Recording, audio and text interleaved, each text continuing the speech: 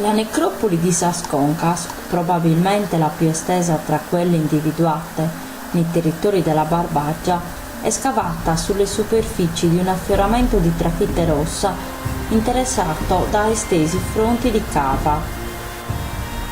Sottoposto negli anni 60 del Novecento ad una prima campagna di scavi alla quale sono seguite le indagini condotte da Vincenzo Santoni, il complesso ipogeico comprende 20 sepolture disposte su diversi livelli e raggiungibili per mezzo di pedarole scavate sulla superficie rocciosa.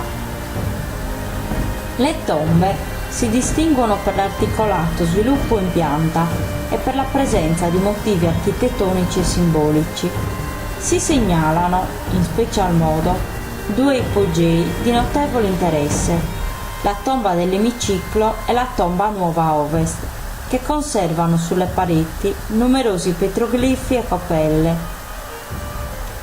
La prima sepoltura comprende un'anticella che introduce attraverso un portello quadrato in un ampio ambiente semicircolare con soffitto spiovente verso l'esterno.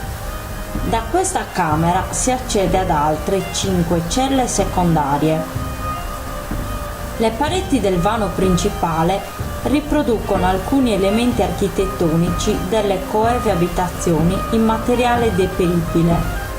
Una banda a rilievo piatto risparmiata poco al di sotto della linea del soffitto, una lesena realizzata in corrispondenza dell'angolo fondale sinistro ed un finto architrave scolpito al centro della parete di fondo sulla superficie sovrastante il portello.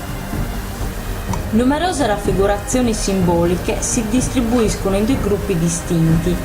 Il primo occupa il settore sinistro della parete di fondo, poco sotto la linea di demarcazione del soffitto.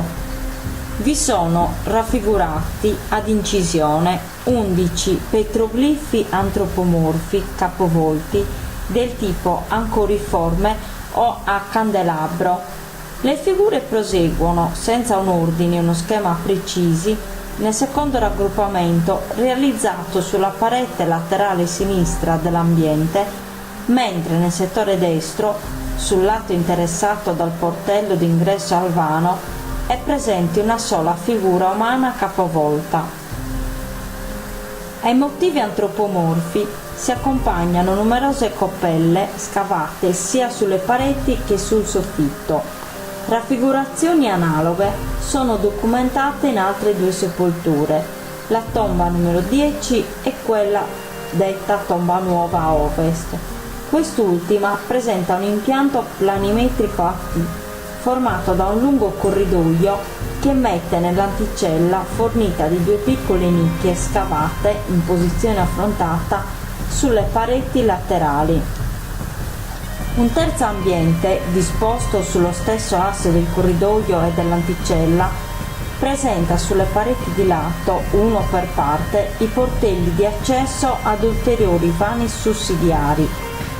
I petroglifi sono realizzati sulla parete antistante l'ingresso alla prima camera.